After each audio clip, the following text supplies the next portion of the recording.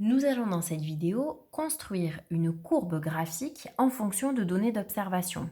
Pour cela, nous allons travailler sur deux axes, l'axe des ordonnées Y et l'axe des abscisses X.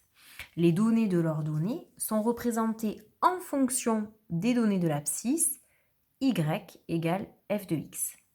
Nous allons étudier la croissance d'une feuille de jasmin. On a ici photographié une même feuille pendant plusieurs semaines et réalisé un montage photo qui permet de voir son évolution. On a également effectué des mesures qui sont répertoriées dans ce tableau de valeurs. On a mesuré la longueur et la surface pendant 8 semaines. Alors pourquoi transformer ces données numériques en données graphiques? Eh bien, le graphique va permettre d'analyser plus facilement les données et de les rendre plus lisibles. Dans notre cas, on va s'intéresser à l'évolution de la surface de la feuille en fonction du temps. Le premier conseil est de bien repérer dans le tableau les données qui vont nous être utiles. Ainsi, dans notre cas, on va s'intéresser à la surface et au temps. Même si la longueur figure dans le tableau, elle ne nous sera pas utile pour construire notre courbe. Le deuxième élément très important est de correctement repérer les axes. Que mettons en ordonnée, que mettons en abscisse? On a vu en introduction de cette vidéo que les valeurs de l'ordonnée étaient exprimées en fonction des valeurs de l'abscisse. Ainsi, dans notre cas, on a surface en fonction du temps. La surface sera donc positionnée en ordonnée et le temps en abscisse. Attention, lorsque vous légendez vos axes, à bien faire apparaître l'unité. Ici, surface en centimètres carrés et temps en semaines. À présent, il nous faut graduer les axes afin que l'ensemble des données puisse figurer sur le graphique.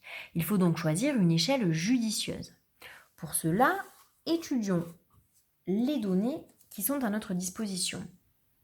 On va travailler de 1 à 8 semaines et de 2,5 cm² à 8 cm².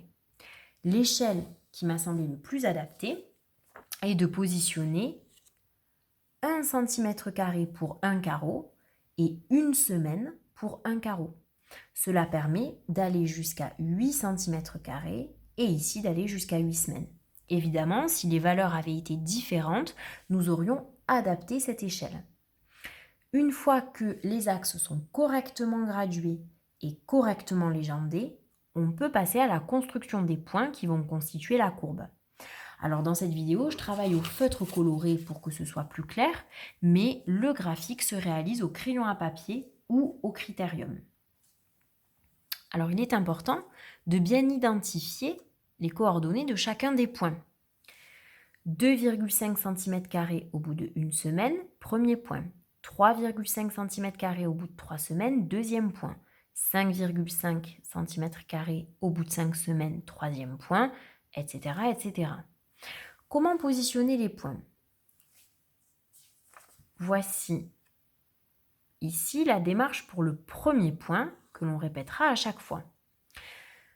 2,5 cm², cela correspond ici à ce positionnement sur l'axe des ordonnées. On va tracer à partir de 2,5 cm² une droite perpendiculaire à l'axe des ordonnées et parallèle à l'axe des abscisses, ici.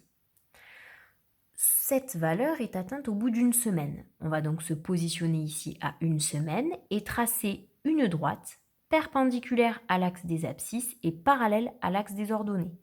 L'intersection des deux droites sera le premier point de la courbe. Pour le deuxième point, on a une valeur de 3,5 cm² pour 3 semaines, intersection, deuxième point, etc., etc., jusqu'à avoir l'ensemble des points qui constituent la courbe. Alors, moi, j'ai présenté ici des points, mais il est possible également de présenter des croix bien précises qui matérialiseront à chaque fois l'intersection des deux droites. Une fois que l'ensemble des points est présenté, on peut les relier et former la courbe. Alors, je l'ai faite ici partir de l'origine puisqu'à 0 semaine, il n'y a pas de feuilles. Donc on est bien à 0 cm². Donc là, ici, j'ai fait un tracé à main levée, mais vous pouvez également relier à la règle en fonction des consignes qui vous sont données. On a donc présenté ici la surface en fonction du temps. Attention à commenter cette courbe avec le vocabulaire approprié. Ainsi, on pourra dire que la surface de la feuille de jasmin augmente en fonction du temps.